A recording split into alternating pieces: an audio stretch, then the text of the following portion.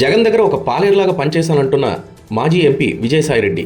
నేను వ్యవసాయదారుని. ఈరోజు వ్యవసాయం చేసేటప్పుడు యజమానికి పాలేరు ఉంటాడు.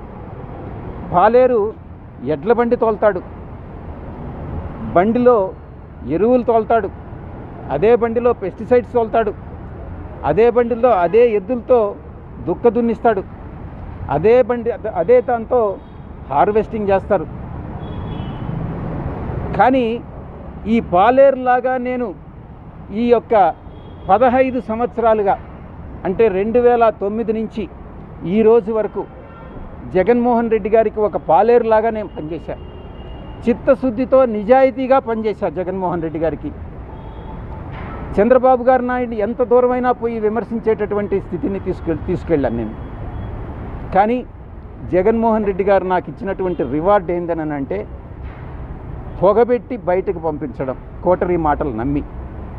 ఇది ఆయన చేసినటువంటి నాకు సహాయం.